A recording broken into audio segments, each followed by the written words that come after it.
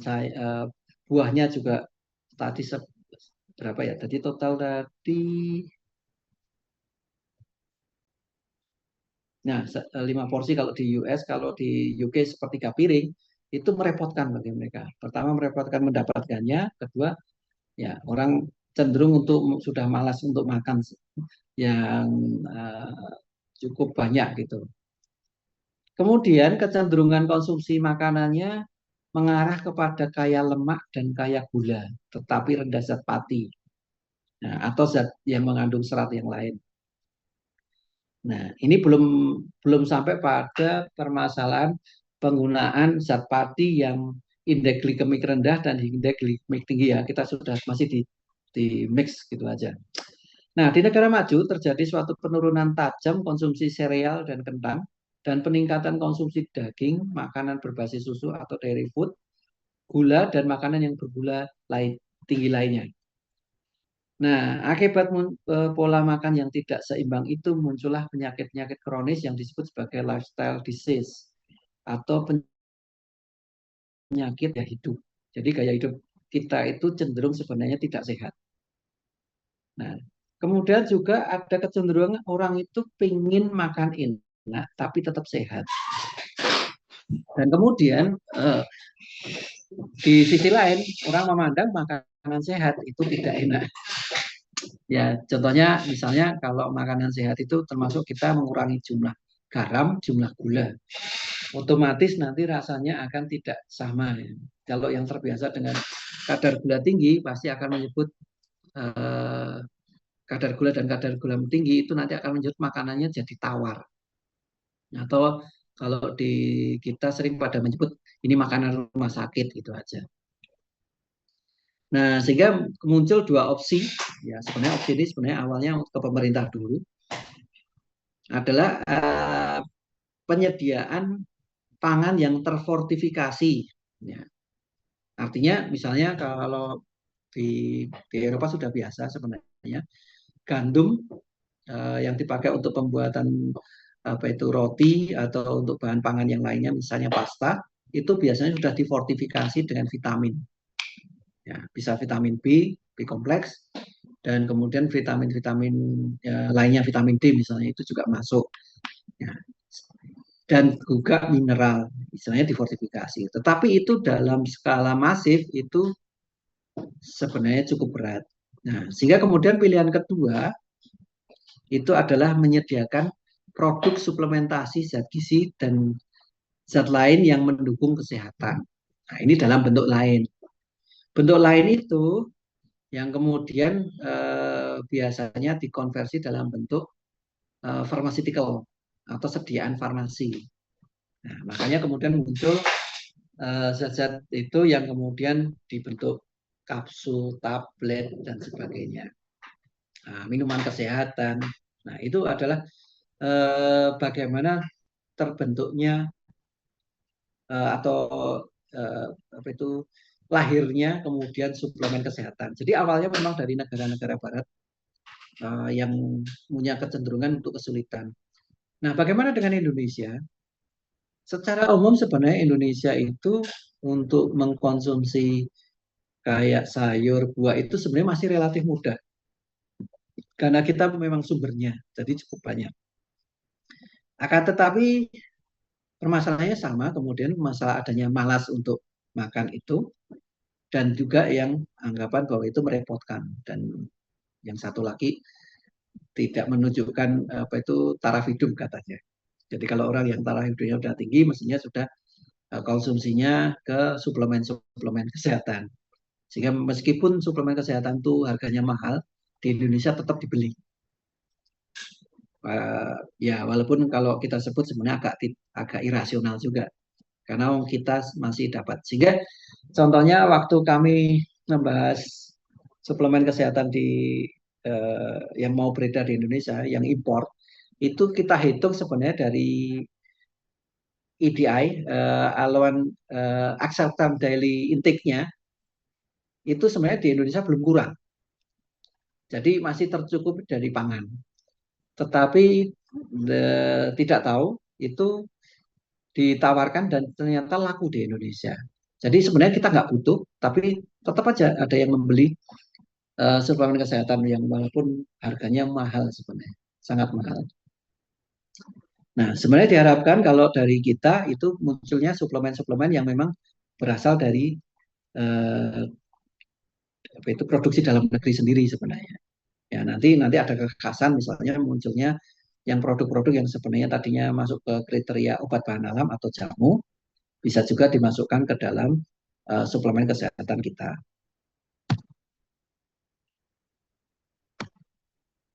Nah, sekarang bagaimana rasionalisasi formula suplemen kesehatan di Indonesia ya. Jadi ini bagaimana prinsip komponen regulasi dan contoh formulanya. Ya. Jadi prinsip dasar dari rasionalisasi formula itu adalah pertama keamanan. Jadi yang penting aman dulu, safety.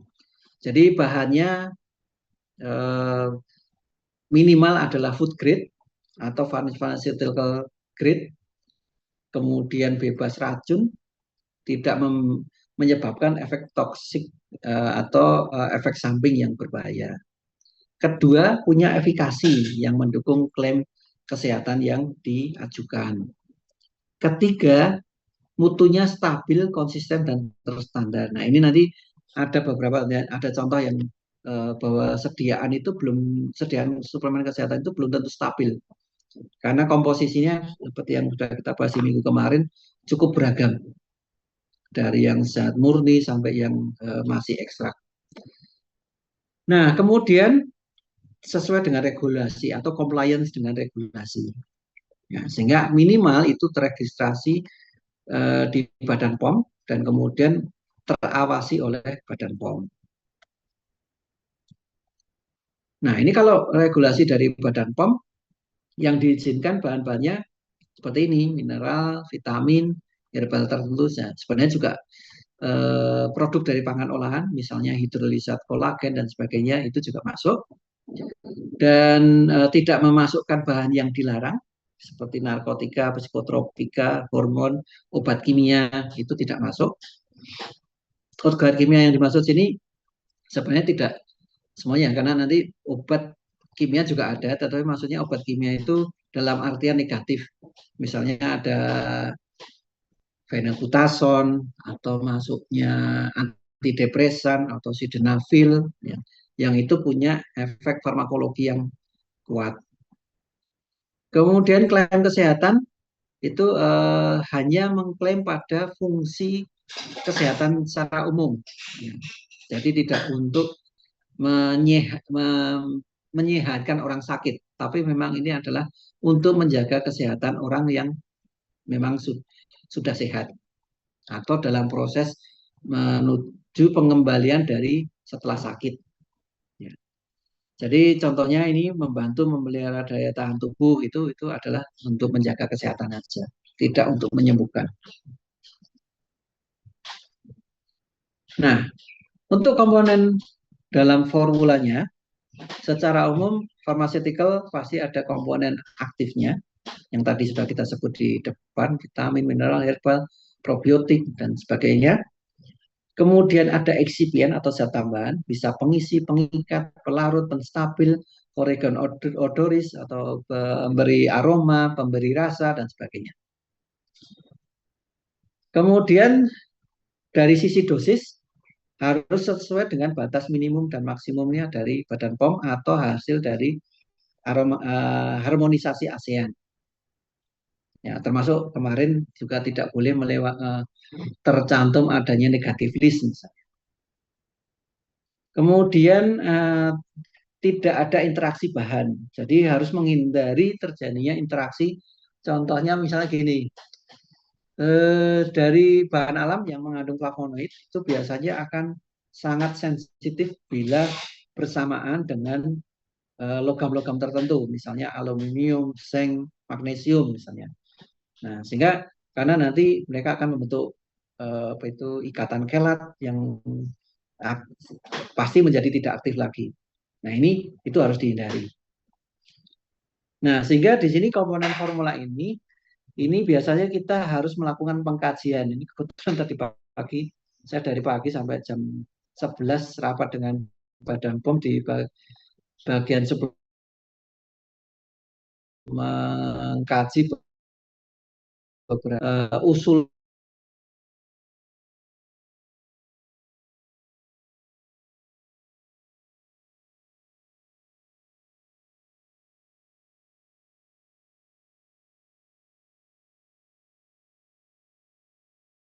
secara keseluruhan dengan komponen lain. Adakah interaksi atau enggak?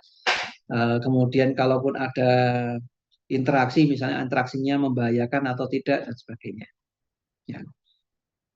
Karena terkait mungkin nanti juga berpengaruh terhadap stabilitas. Jadi mungkin nanti kita memikirkan masalah expired date-nya, apakah itu layak apa tidak dan sebagainya. Nah, ini pertimbangan dari formula yang sebenarnya harusnya yang bahwa itu pertama sekali keamanan penggunaannya. Jadi memang ketika kita mengkaji, yang kita lihat pertama selalu adalah keamanannya dulu. Adakah ketoksikan ataukah adakah potensi untuk menjadi toksik misalnya. Kemudian baru kita masuk yang lainnya sesuai klaim dengan komposisi. Nah, ini sebenarnya lebih sederhana kita bisa menyebut sebagai rasionalisasi dari formula. Ya. Jadi apakah dia itu rasional apa tidak dari itemnya itu nyambung dengan klaim. Kemudian kesesuaian dosis yang bersifat suplemental. Jadi dosis itu sebenarnya ada seperti grade-nya ya. Ketika dia dosis rendah, dosis menengah sampai dosis tinggi.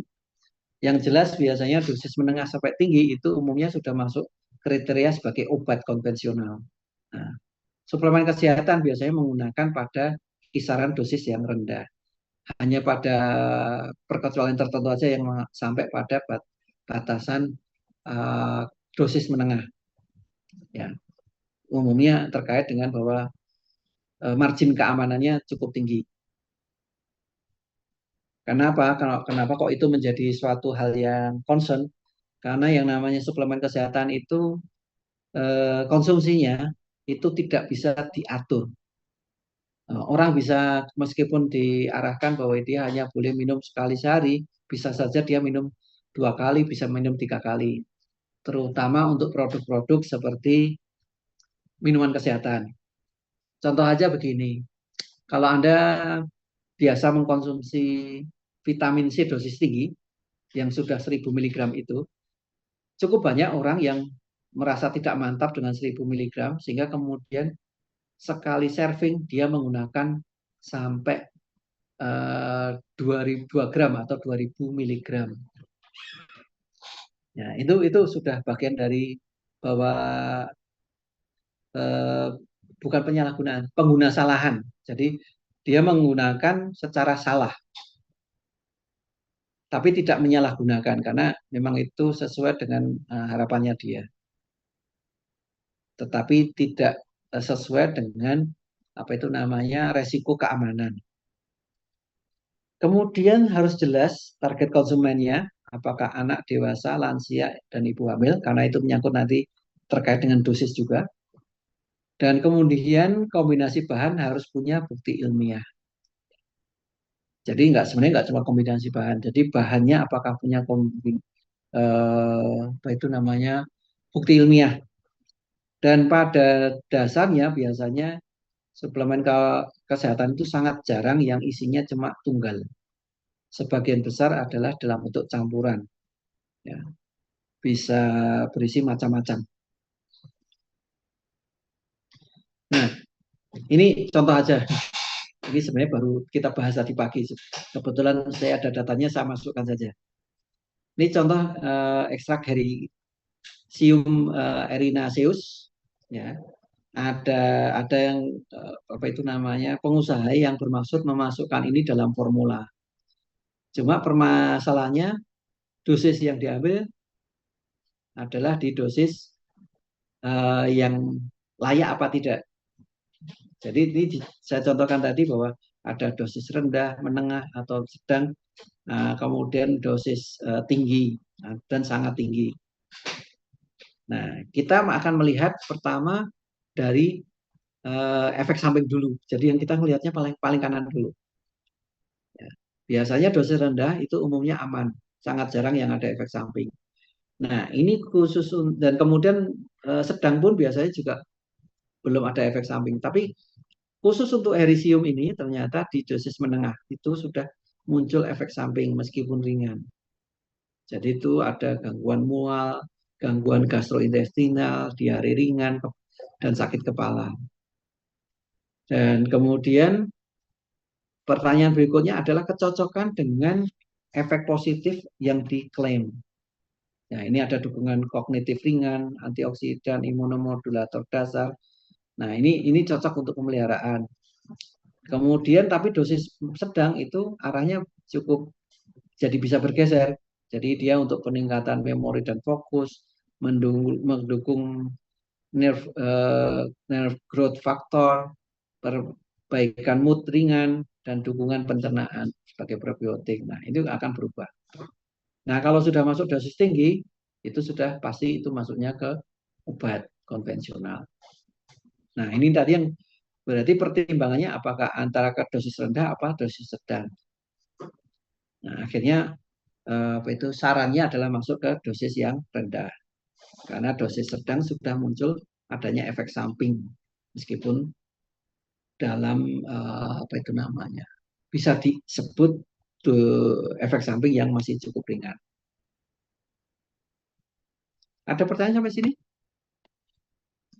Nah, ini kajiannya dari tadi. Jadi dosis optimal itu bergantung pada jenis ekstraknya juga. Jadi buah dengan miseliumnya. Jadi ini tadi adalah produk dari fermentasi dengan jamur. Dan kemudian juga standarisasi kandungannya. Karena variasi kandungannya ada tadi dari 0,4 atau 0,5% sampai 1% dari xenon. Nah, sehingga itu perlu menjadi pertimbangan juga. Kemudian studi klinis pada lansia dengan gangguan kognitif ringan menggunakan 250 mg ekstrak 3 kali sehari selama 16 hari bisa menunjukkan manfaat dan keamanan. Sehingga kalau ini sebenarnya eh, istilahnya dukungannya ke arah yang menengah atau yang sedang. Kemudian efek samping umumnya ringan, bisa dikurangi dengan memulai dari dosis rendah lalu ditingkatkan perlahan. Nah, kemudian juga ada kondisi khusus ternyata berpengaruh terhadap autoimun, transplantasi, dan penggunaan antikoagulan. Sehingga untuk kasus ini pada dosis yang lebih tinggi butuh pengawasan medis. Nah, ini kita kaji. Ya, ini cuma contoh aja kajiannya dari diskusi. Biasanya melibatkan dua tenaga ahli, biasanya dari tim Badan POM, kemudian mengundang dua tenaga ahli. Dan tadi salah satunya saya, yang satu lagi dari ITB, teman dari ITB. Contoh lain, ini dosis salidrosida. Ini terkait dengan keterkaitan dosis dengan kemanfaatan yang diklaim. Ya. Nah, ini satu hal yang menarik dari salidrosida ini, bahwa ternyata efek utamanya itu dose dependent. Jadi ini yang saya kuningin ini bagaimana terjadi perubahan efek yang cukup signifikan. Jadi ketika dosis rendah 5-20 mg itu sifatnya stimulatif ringan, antifektik, kemudian meningkatkan fokus dan keamanannya aman. Akan tetapi ketika dosis tinggi, efeknya berubah ke anksiolitik, efek anksiolitik dan sedatif. Ya. Dan efeknya cukup tinggi, bisa dibandingkan sampai bisa dibandingkan dengan diazepam, benzodiazepin. Ya, ini artinya ini perlu kajian yang lebih mendalam terkait dengan hubungan antara dosis dengan uh, apa itu namanya klaim kemanfaatannya. Karena ini yang sedang juga beda lagi. Ini yang sedang sudah adaptogenik, anti stres, mendukung mood dan kognitif. Ini jadi dua-duanya nyampur di tengah.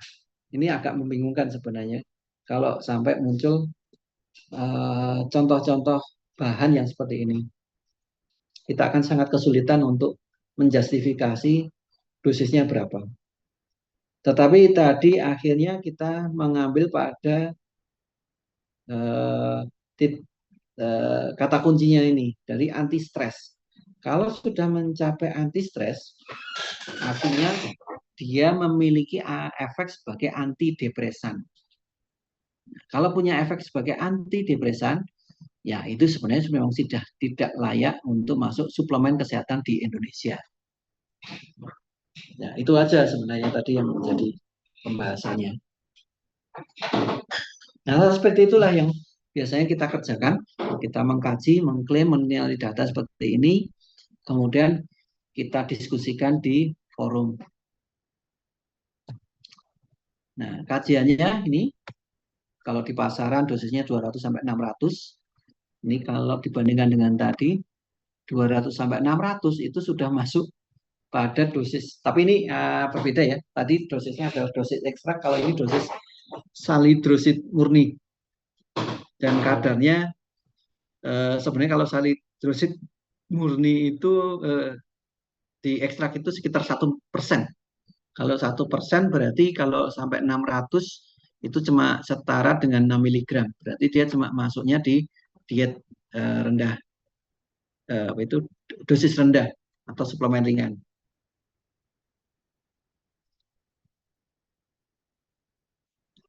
Kemudian efek dosisnya rendah stimulatif dan yang sedang atau tinggi sudah mencapai pada efek sebagai anti ansiolitik atau antidepresan. Nah, itu yang sebenarnya menjadi hambatan untuk diteruskan. Nah, berikutnya bagaimana ketika kita mengakses atau mengkaji keamanan dari calon bahan baku atau bahan baku dari suplemen kesehatan. Ini ada beberapa parameter yang kita pakai, yang biasanya kita cari sebelum kita membahas suplemen kesehatan. Yang pertama adalah GRAS, Generally Recognized as Safe. Ya. Jadi ini sebenarnya di pola yang dipakai oleh FDA US, jadi Badan POM-nya Amerika, untuk menyatakan produk-produk yang aman. Kemudian yang kedua, no observed adverse effect level atau NOAEL. Yang lebih ke bawah lagi ini adalah low observed adverse effect level atau LOAEL. Dan yang terakhir adalah acceptable daily intake. Nah, dari nomor 2 sampai ke 4 ini yang biasa dipakai secara global. Ya, jadi WHO, kemudian juga dari Kanada, Eropa, itu biasanya kita menggunakan yang parameter 2 sampai 3. Ya, meskipun GRAS ini tetap akan menjadi pertimbangan karena apa itu namanya? Apakah itu dijen apa enggak itu sebenarnya adalah hak prerogatif, bukan prerogatif ya. Hak secara utuh milik suatu negara. Nah, jadi di negara kalau di Indonesia diwakili oleh Badan POM. Jadi meskipun misalnya dari US dinyatakan GRAS, tapi kemudian dari kajian kita ternyata ada sesuatu yang kita ragu. Kita belum menerima, boleh aja nggak masalah. Atau misalnya secara definisi klaimnya tidak bisa diterima oleh Indonesia, itu juga boleh. Jadi contohnya tadi uh, sedatif atau sedatif itu biasa dipakai kalau di Eropa untuk suplemen kesehatan yang untuk membantu kesulitan tidur atau insomnia. Dan itu umum di sana, boleh. Nah, tetapi Indonesia itu tidak mengizinkan penggunaan sedatif dalam suplemen kesehatan. Nah, sehingga artinya itu adalah haknya Indonesia untuk membuat spesifikasi karena di Indonesia masih ada resiko untuk abuse dan juga misuse. Ya, itu masih banyak terjadi sehingga kita tidak terlalu berani untuk memasukkan zat-zat yang beresiko bisa untuk abuse ataupun misuse. Ini yang pertama GRAS. Ya, jadi Generally Recognized as Safe ini digunakan di FDA untuk menyebutkan bahan pangan, aditif atau zat lain yang dianggap aman digunakan dalam makanan. Berdasarkan pertama adalah sejarah penggunaan yang sudah lama dalam pangan. Jadi contoh paling gampang itu cuka atau asam cuka. Asam cuka itu sudah apa itu di labeli sebagai GRAS meskipun tidak ada ujinya. Nah, jadi zat yang sudah digunakan secara luas oleh masyarakat sebelum ada regulasi ketat dan terbukti aman, ya aman itu dari studi lapangan. Jadi istilahnya tidak, paling gampang tidak pernah ada yang melaporkan keracunan cuka. Itu berarti dia tidak menimbulkan efek yang berbahaya atau tidak menimbulkan efek bahaya yang signifikan, ya meskipun cuka ada efek sampingnya, gangguan di asam lambung biasanya. Yang kedua adalah hasil evaluasi ilmiah oleh para ahli. Nah, jika belum ada riwayat panjang penggunaannya, maka keamanannya harus dibuktikan melalui data ilmiah, toksikologi, farmakologi, uji konsumsi, dan sebagainya yang ditinjau oleh para ahli, sehingga nanti dapat disebutkan sebagai aman dan kemudian bisa dilabeli sebagai GRAS. Ya, itu butuh waktu biasanya.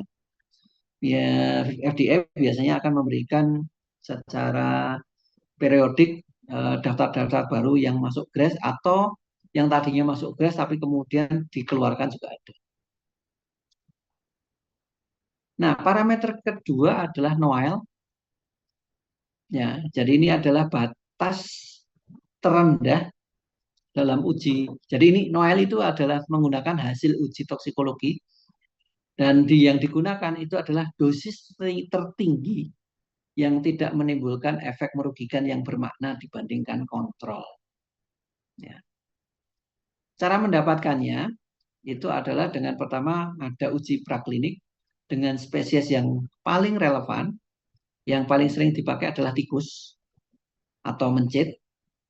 Kemudian durasinya adalah umumnya subkronis, ya, atau kronis.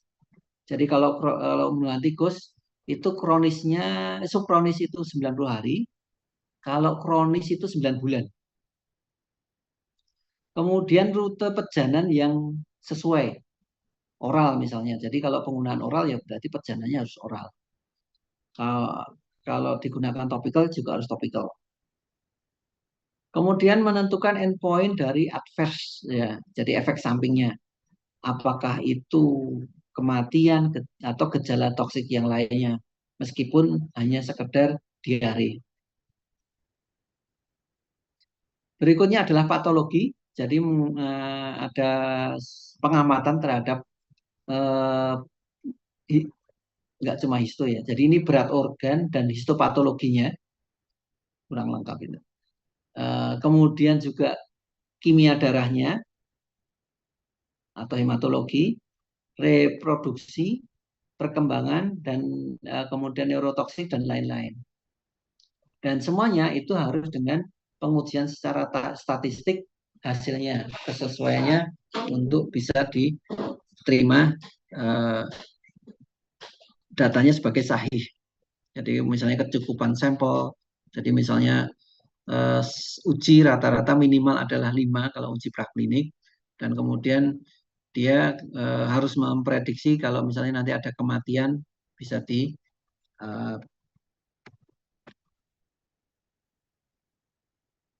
apa itu namanya, bisa akomodir untuk tetap dihitung secara statistik. Nah, kemudian setelah mendapatkan data, kemudian harus menetapkan NOAEL. Jadi ambil dosis tertinggi yang tidak menunjukkan efek samping yang bermakna pada endpoint yang dianggap kritis. Jadi kalau ini kematian ya berarti kematian itu yang paling kritis. Atau misalnya gejala nefrotoksik atau hepatotoksik yang sebagai gejala yang kritis yang muncul. Jadi kematian misalnya nggak ada, tetapi muncul nefrotoksik. Ya, ini misalnya contohnya waktu COVID kemarin banyak yang mendaftarkan produk tapi menggunakan emergency apa itu penerimaan secara emergency, tapi kemudian dia harus tetap menguji dengan uji praklinik. Nah, tapi kemudian misalnya terdapat terdapat hasil dia menyebabkan nefrotoksik, maka itu harus ditarik. Nah, sehingga kemudian noelnya harus ditetapkan. Atau kemudian dikaji dari hasil uji praklinik yang waktu itu secara simultan dilakukan, ternyata muncul nilai Noel untuk nefrotoksik. Nah, kemudian dibandingkan dengan yang dipakai untuk yang diizinkan. Kalau memang itu masih jauh di bawah Noel dari dosis yang digunakan, ya berarti masih boleh beredar, nggak masalah. Seperti itu. Nah, jika semua dosis menunjukkan efek samping, jadi Noel tidak ketemu, jadi dosis terendah pun itu ada efek sampingnya, maka titik acuan menjadi Noel menggunakan lowest observed adverse effect. Jadi Noel itu juga bisa digunakan kalau kita tidak menemukan Noel. Hanya saja kalau yang digunakan adalah Noel itu istilahnya tingkat penerimaan kita akan menjadi lebih hati-hati. Jadi kita nanti akan ngecek lebih dalam keberadaan dari apa itu namanya efek-efeknya itu. Apakah efek yang paling rendah itu masih kritikal atau sudah cukup ringan. Dan kemudian misalnya contohnya tetap ada kematian misalnya. Jadi kalau kritikalnya bahwa itu kematian tetap ada. Tapi dari 6 hanya satu. Nah itu berarti kita masih bisa menggunakan loyalnya. Jadi itu tetap ada juga nanti pertimbangan-pertimbangan untuk tetap apakah loyal itu tetap bisa diterapkan atau tidak. Berikutnya adalah ADI. Ini adalah accepted daily intake. Ya, jadi jumlah pemakaian dari harian yang dapat diterima. Ya, ini adalah jumlah maksimum suatu zat, misalnya aditif, makanan, pemanis, pewarna, pengawet, residu pestisida, dan sebagainya, yang dapat dikonsumsi setiap hari seumur hidup tanpa menimbulkan resiko kesehatan yang dapat dideteksi. Nah, itu ADI. Jadi biasanya kayak vitamin itu tuh mesti memiliki ADI tertentu. Nah, ADI, satu hal ya, ADI itu tidak hanya yang bersifat suplemental, tapi juga berdasarkan dari jumlah yang ada dari makanan. Nah, sehingga kalaupun misalnya ya suatu formula memasukkan vitamin D. Nah, kemudian kalau nggak salah terakhir itu batas EDI-nya adalah 800 miligram per hari, per kilogram berat badan per hari. Per hari. Nah, akan tetapi kita harus memikirkan dari intake makanan orang Indonesia itu sebenarnya konsumsi vitamin D-nya berapa hariannya. Nah, sehingga kalau itu sudah ketemu misalnya bahwa konsumsi makanan konsumsi vitamin D orang Indonesia itu sekitar misalnya 400 gitu. Maka berarti tadi dari EDI 800 itu maksimal yang kita bisa berikan di suplemen itu ya cuma 400. Kalau misalnya kemudian yang dimakan orang Indonesia ternyata cuma sampai 100 ya vitamin D di makanan, berarti nanti di suplemen formulanya boleh sampai 700. Ya, seperti itu. Jadi tetap mempertimbangkan juga apa itu jumlah intake yang terbawa ikut dengan menggunakan makanan.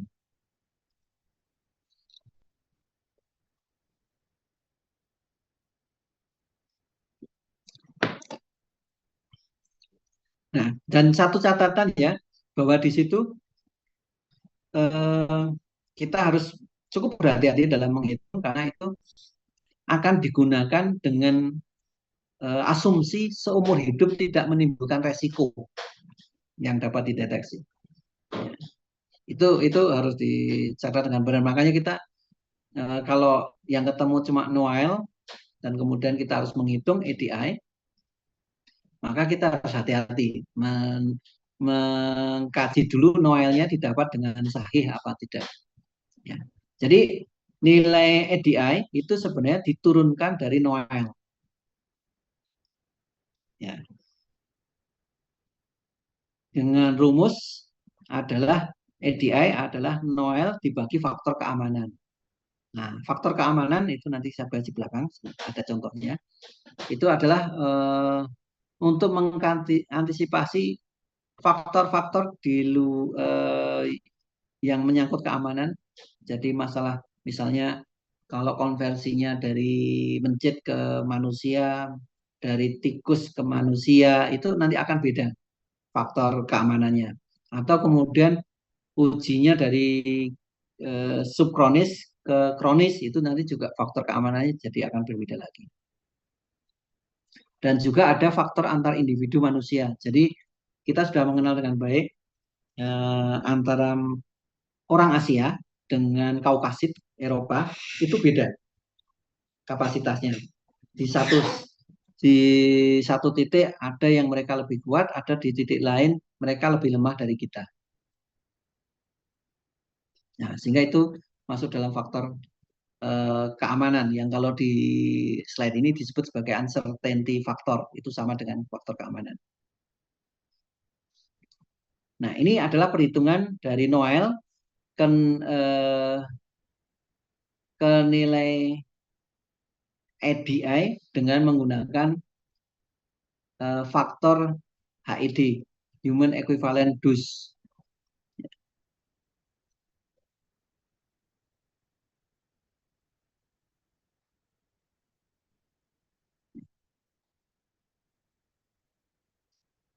Jadi kalau Human Equivalent Dose itu kita hanya menghitung kalau misalnya ya, jadi dari dosis yang berkhasiatnya misalnya 400 miligram per kilogram berat badan tikus misalnya. Maka ketika mau digunakan untuk manusia, faktor konversinya bagaimana? Nah, itu kita menggunakan faktor perkaliannya adalah nilai KM dari hewan dibagi KM dari manusia. Jadi itu KM itu berat badan dibagi luas permukaan tubuh. Jadi mencit itu KM-nya adalah 3, rasio berat badan dengan permukaan tubuhnya. Tikus itu 6, kelinci itu 12, anjing itu 20, monyet itu 12, manusia 37, manusia dewasa ya umur 60 tahun, bobot 60 kilogram.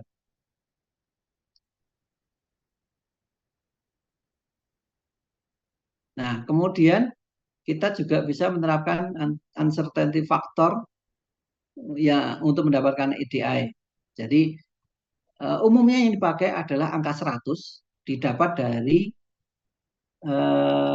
antar spesiesnya 10 nilainya dan antar individunya juga 10 antar individu manusia sehingga total itu 100. Nah, ini dengan catatan uji prakliniknya menggunakan metode subkronis. Kalau kemudian diubah menjadi kronis dikalikan lagi 10. Ya.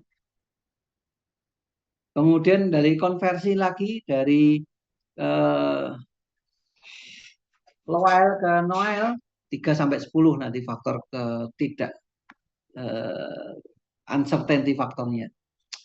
Nah, ini contoh ya. Contoh dilakukan uji praklinik subkronis 90 hari, subkronis ya, 90 hari pada tikus dosisnya 0, 10, 30, 100 mg per kilogram berat badan per hari. Hasilnya pada 100 mg kilogram berat badan enzim hati itu naik plus lesi histopatologis. Jadi sudah muncul adverse pada 30 dan lain-lainnya hanya naik berat apa itu bobot di hatinya tanpa ada lesi, bukan adverse, dan pada 10 mg per kilogram berat badan tidak ada perubahan. Nah, sehingga ini yang ada jadi Noel itu adalah yang 30-nya. Karena meskipun ada penambahan berat hati, tapi tidak ada lesi.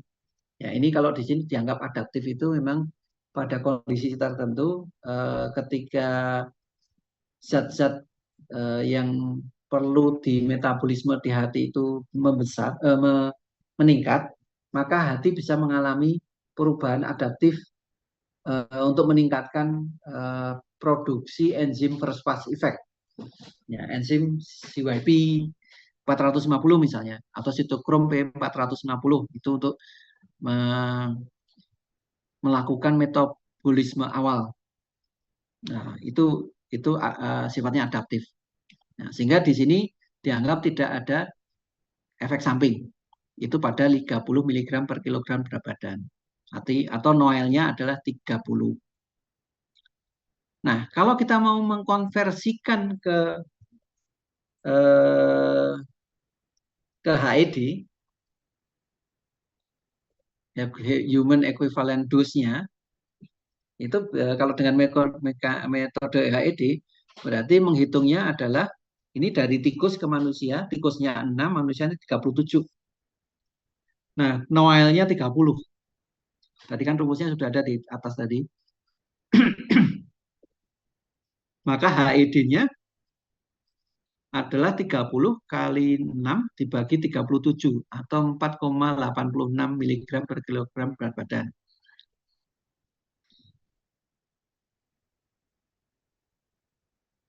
Nah, kemudian kalau ini mau dikonversi menjadi EDI dengan faktor ketidakpastiannya adalah 100, yaitu antar spesiesnya 10, antar individunya 10, 10 kali 10 adalah 100, maka EDI-nya adalah dari HED dibagi 100, sehingga hasilnya 0,0486 mg per kilogram berat badan. Nah, ini hasil perhitungannya. Jadi di sini kalau misalnya ya dari data ini ternyata kita tidak mendapatkan data Noel. Jadi sampai yang 10 mg pun ada efek samping misalnya. Maka kita nambahkan uncertainty faktornya tambah 10. Jadi 10 kali 100 tadi, 10 kali 10 kali 10, sehingga didapatkan 1000. Jadi ini nanti menjadi lebih rendah lagi. Ya, begitu perhitungannya dari konversi dari Noel ke SDI. Nah, data ini yang kemudian biasanya setelah dihitung, kita gunakan untuk mengkaji apakah dosis yang ditampilkan dalam formula suplemen kesehatan itu layak apa tidak, layak secara keamanannya. Jadi pertama memang layer pertama yang kita cek itu adalah keamanan dulu. Nah, ini contoh-contoh aja beberapa formula yang kita anggap rasional ya. Jadi contohnya ini misalnya vitamin C dengan zinc dan dengan ekstrak esinase. Nah, ini dianggap rasional. Kenapa? Pertama, vitamin C ini masih pada batasan EDI. Nah, kemudian zinc itu memang juga dikenal sebagai meningkatkan produksi makrofag misalnya, yang kemudian ini juga masih masuk dalam EDI. Kemudian ekstrak esinase, ini GRAS, jadi dia dikenal aman. C itu sebenarnya juga masuk GRAS. Dan dia punya efek untuk imunostimulan. Nah, sehingga ini untuk mendukung sistem imun sesuai dengan bukti ilmiah. Contoh pertama. Contoh kedua, untuk formula suplemen tulang. Nah, di sini ada kalsium karbonat, ini bisa menjadi sumber kalsiumnya, dan vitamin D3-nya itu sebagai uh, agen yang untuk meningkatkan absorpsi kalsium. Nah, sehingga di sini kita sebut sebagai rasional. Kemudian untuk suplemen energi. Jadi untuk suplemen energi memang biasanya dibutuhkan vitamin B kompleks, B1, B6, B12, yang itu bisa meningkatkan kemampuan kita untuk mengembalikan kondisi tubuh ke apa itu namanya, ke yang dari fatigue, dari kondisi lelah menjadi kondisi yang lebih segar. Kemudian ekstra ginseng itu secara empiris itu digunakan untuk menambah daya tahan. Nah, sehingga di sini rasionalnya kombinasinya eh, cocok untuk vitamin B dengan ekstra ginseng. Nah, kemudian ini contoh-contoh sediaan suplemen kesehatan yang tidak rasional. Jadi contoh tadi kalau zinc dipakai untuk imun tadi cocok, tetapi kalau digunakan untuk meningkatkan eh, contohnya di sini ya kombinasinya kalsium plus zat besi ini eh, untuk menghambat untuk apa itu tadi misalnya kalau untuk anemia itu menjadi tidak cocok karena nanti kalsiumnya akan menghambat absorpsi besi. Kemudian zinc dosis tinggi plus tembaga ini juga uh, kontraindikasi karena nanti zincnya menghambat menurunkan absorpsi tembaga. Kemudian kafein itu kita kenal sebagai stimulan, sedangkan valerian itu adalah sedatif. Ya bukan efeknya adalah menurunkan mood, menurunkan anti anxiety dan sebagainya. Ya, jadi arahnya kebalikan. Nah, ini juga kontraindikasi. Kemudian dosisnya tidak rasional. Jadi contohnya dosis terlalu rendah, misalnya vitamin D3 tapi hanya 10 unit. Itu cuma seperti makan permen, nggak ada obatnya sama sekali, nggak ada zat aktifnya sama sekali. Atau dosis terlalu tinggi, misalnya vitamin A sampai 10.000 IU. Nah, ini akan sangat tinggi, nanti bisa menyebabkan jaundice. Klaim yang tidak didukung oleh komposisi, misalnya sediaan untuk menurunkan kolesterol tetapi isinya hanya vitamin C atau komponen-komponen yang hanya isinya vitamin C.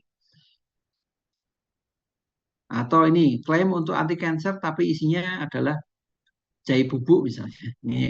Ini ekstrim ini memberikan contohnya. Lanjutan. Kemudian ini juga ada sediaan dengan masalah stabilitas misalnya. Contoh probiotik. Probiotik itu karena dia uh, bakteri hidup, jadi dia harus diformulasi dan disimpan dalam kondisi yang layak. Ya. Jadi kalau di sini, kalau dia disimpan dalam suhu ruang, kalau tidak memberikan teknologi penghidung yang misalnya ada tambahan zat tambahan yang menyebabkan dia tidak mati dalam suhu ruang, maka itu tidak layak. Kemudian vitamin C dalam bentuk cair, tetapi tidak ditambahkan antioksidan untuk proteksi, nanti akan cepat terdegradasi. Sehingga kadang-kadang vitamin C itu kalau dalam sediaan cair itu mungkin Anda bisa lihat ada ditambah dengan vitamin E misalnya untuk mencegah degradasi. Dan itu proses degradasi bisa sangat cepat kalau untuk vitamin C. Produk dengan campuran ilegal. Nah, ini contohnya herbal stamina dengan sildenafil. Nah, itu sudah. Ini kalau Indonesia nyebutnya BKO. Bahan kimia obat dipakai untuk suplemen. Produk penurun berat badan tapi dicampur dengan sibutramin misalnya. Ini juga ilegal. Ya, ada pertanyaan sampai di sini?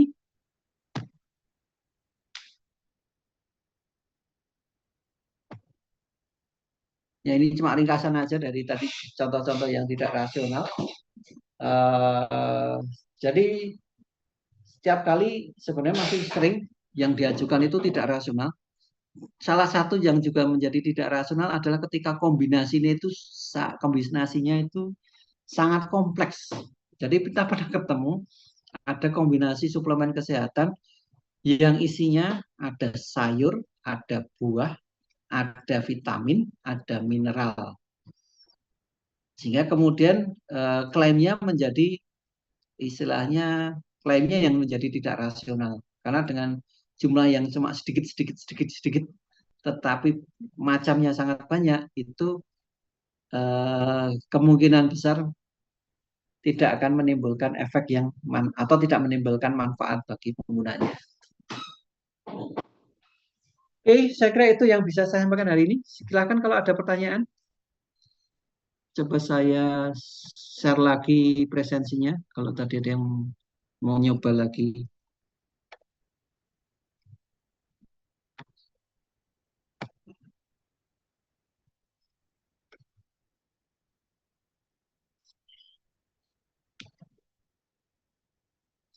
Sambil menunggu kalau ada yang mau tanya.